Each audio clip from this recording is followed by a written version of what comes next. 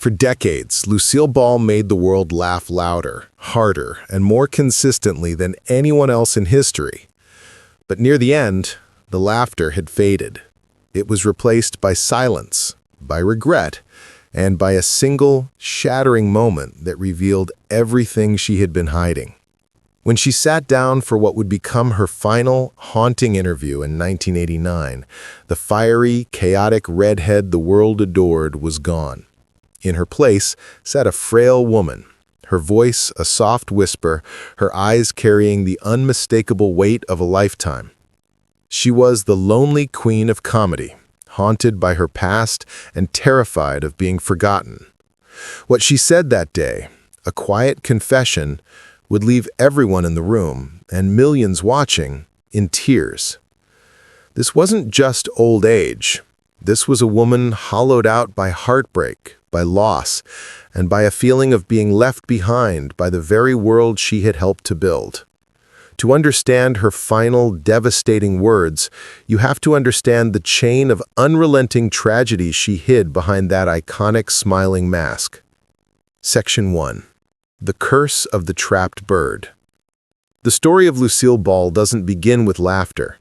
It begins with a curse, or at least what she believed, to her dying day, was a curse. Her childhood in Jamestown, New York, was not the joyful, small-town America prelude you'd expect. When she was only 3 years old, her father, a telephone lineman named Henry Ball, fell desperately ill with typhoid fever. In the final weeks of his life, he had been climbing icy poles in blizzard conditions trying to fix the wires. His health failed fast. On February 28, 1915, he died. He was only 27, but for young Lucille, the moment of his death was marked by a terrifying, supernatural event. As her father lay dying, a small bird flew into the house, became trapped, and began flapping frantically against the walls and windows. That image, the sound of the beating wings, the terror of the trapped animal, became seared into her consciousness forever. For the rest of her life, Lucille Ball was gripped by a paralyzing phobia of birds. She would refuse to stay in hotel rooms if they had bird-patterned wallpaper. She would panic if a bird was even pictured in a painting. To her, it was more than a superstition. It was an omen. It was the moment her childhood ended, and it was the first sign that her life would be defined by sudden, devastating grief. Section 2. The accident that destroyed her family. After her father's death, her mother, Dee Dee, tried to rebuild. She eventually remarried, but stability would not last. Just as the family was finding its footing, a second, shocking tragedy struck, one that would shape Lucille's drive for the rest of her life. Her new stepfather, in a moment of carelessness, had set up a target practice area in the backyard. One day, the unthinkable happened. A neighbor's child was in the wrong place at the wrong time. A single shot was fired by mistake, and the boy was hit. He was paralyzed from the waist down. The boy's family sued, and the resulting court case destroyed her family for the second time. They lost everything. The lawsuit wiped them out completely. The house, the furniture, their reputation, and every cent of their life savings. In one instant, they were left destitute, shamed, and powerless. This event is the absolute key to understanding Lucille Ball. It explains her relentless, almost manic drive for money and control. She had seen her entire world vanish in a second, and she vowed to build a fortress of success and wealth so tall that no one, not a bank, not a lawsuit, not a man, could ever take it away from her again. Section 3. The Gamble on Booze and Broads. She clawed her way to New York and then to Hollywood, chasing that stability. But the world was not impressed. Her drama teachers at the John Murray Anderson School told her she had no talent and sent her home in disgrace. She refused to quit. She returned, becoming known around studios as the Queen of the B-movies, a reliable, pretty workhorse who was good for a line but never the star. Then, in 1940, her life changed forever. On the set of a film called Too Many Girls, she met Desi Arnaz. He was a passionate, electric, and magnetic Cuban musician. He was also the absolute opposite of the stability she craved. He was volatile, he drank heavily, and he had a relentlessly wandering eye. They eloped almost immediately, and her chaotic, anxiety-fueled new life began. His constant infidelities, what he brazenly referred to as booze and broads, left her in a state of constant panic. The legendary I Love Lucy origin story isn't a happy one. It was a desperate, last-ditch effort to save her toxic marriage. When CBS offered to adapt her radio show for TV, she agreed on one non-negotiable condition.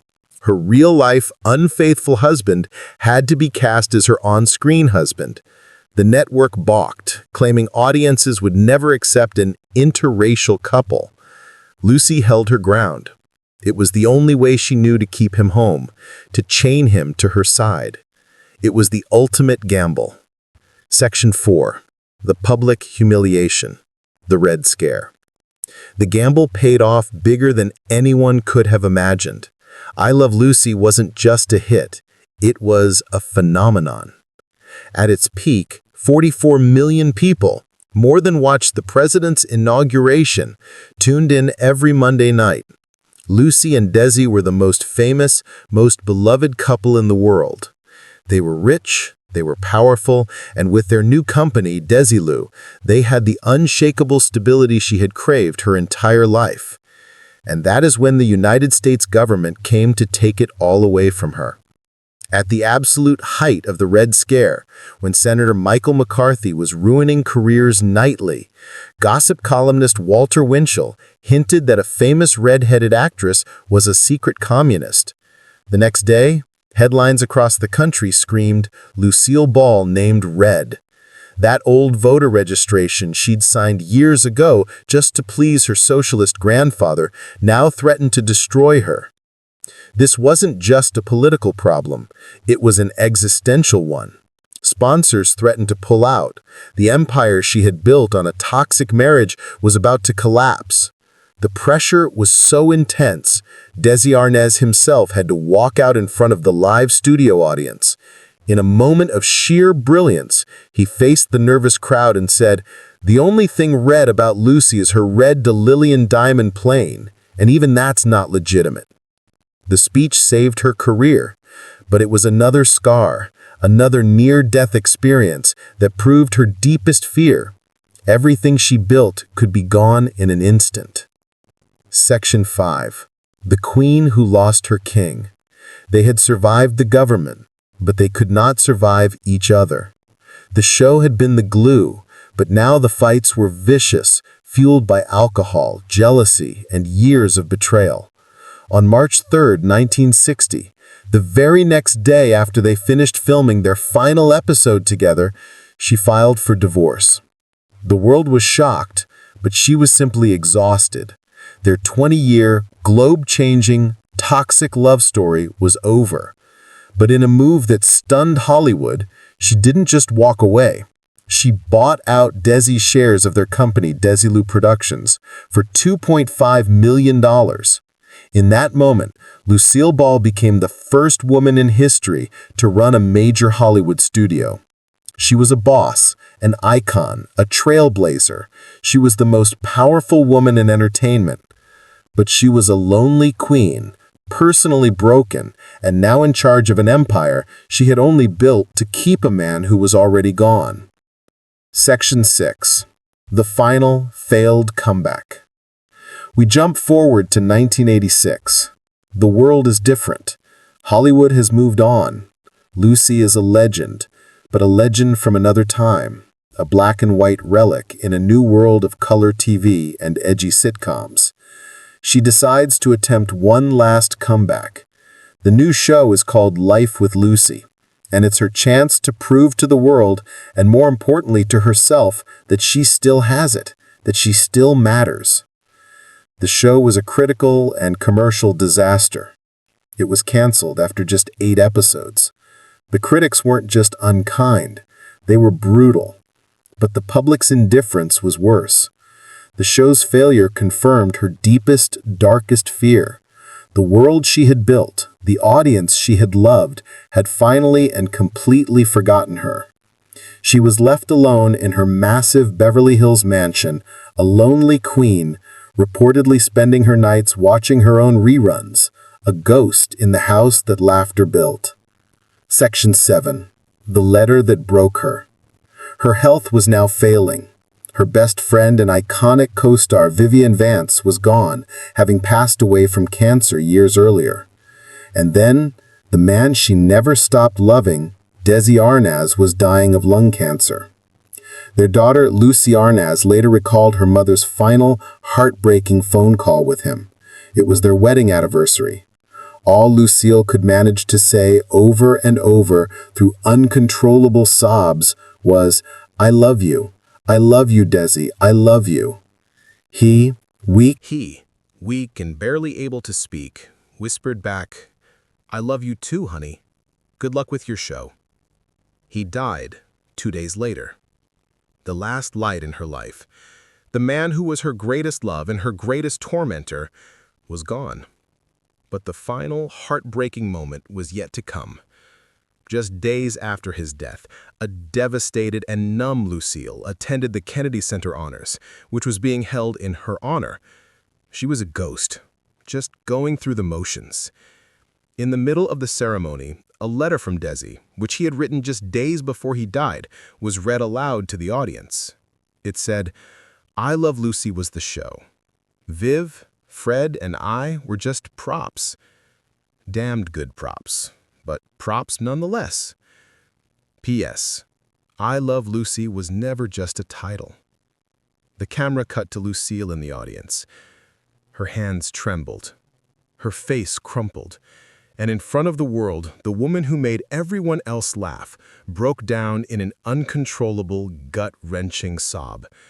It was the validation she had chased her entire life. It was the love and recognition from the one man she could never fix, arriving just moments after he was gone forever. And now we return to that final interview. We can see the lifetime of pain behind her eyes. We see the little girl who watched a bird die, the shamed teenager whose family lost everything, the betrayed wife who gambled her entire career on an unfaithful man, and the forgotten queen who outlived her own fame. When the interviewer asked her, with all that history hanging in the air, what she wanted to be remembered for, she paused. She looked down, and then back, her voice barely a whisper. "For making people happy." The room fell silent. That's all I ever wanted. It wasn't just a sweet line. It was the simple, profound confession of a woman who had survived a lifetime of relentless tragedy and who had desperately, tirelessly tried to bring the world the one thing she so rarely felt for herself: pure, unadulterated joy.